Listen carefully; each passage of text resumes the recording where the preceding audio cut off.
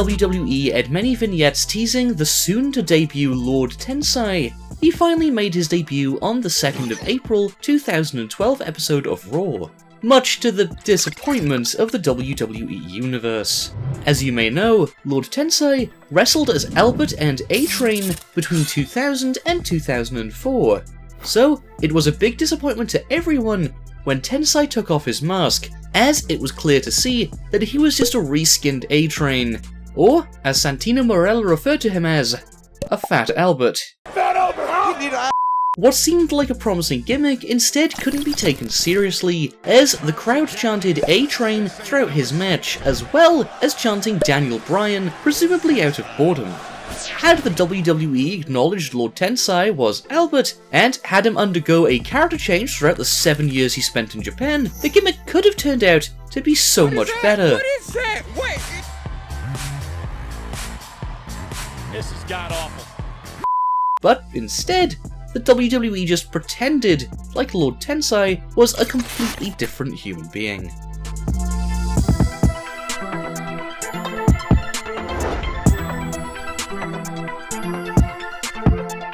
DLo Brown is best remembered for holding the European and Intercontinental Championship simultaneously, as well as being a member of the heel stable, the Nation of Domination.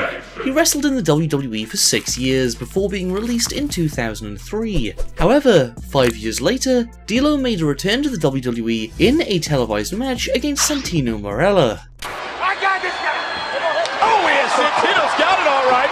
At least there was one guy who was happy to see DLo. Although DLo did receive a little pop, the return itself was nothing special, and quite pointless, especially since he was released from his contract for cost-cutting measures, just a couple of months after returning.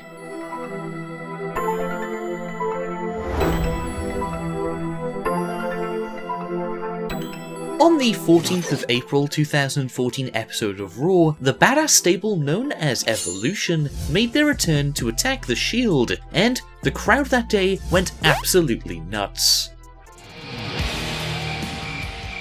Well, not exactly. I feared more excitement from a crowd than when Mojo Rawley comes out.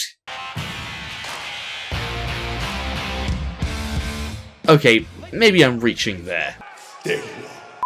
Evolution dominated the WWE between 2003 and 2005, and it came as no surprise, especially considering who were in the villainous stable. Triple H, Ric Flair, Randy Orton, and Batista. All of them multiple world champions. So to see the group get no reaction from the crowd and commentators was just very insulting and disrespectful.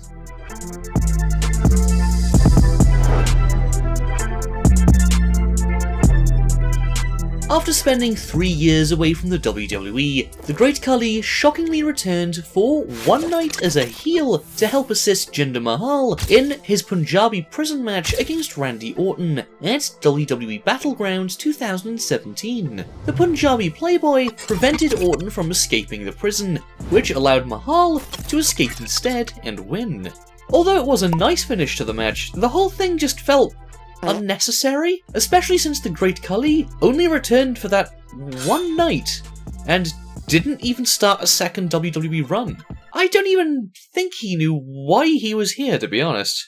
He probably thought he won the WWE Championship. Oh, no.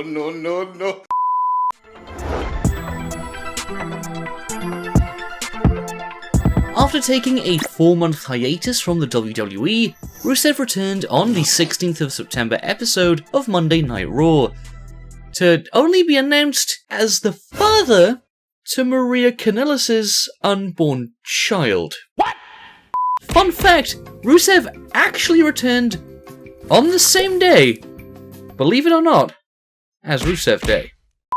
Although Rusev looked in possibly his best shape ever, the sheer ridiculousness of the whole Who's the Daddy storyline put a big dampener on this, and made the crowd very uninterested in Rusev's return.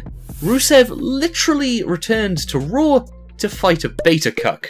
Those were Corey Graves' words, not mine. The fact that Mike Kanellis is a clear beta cuck is the problem.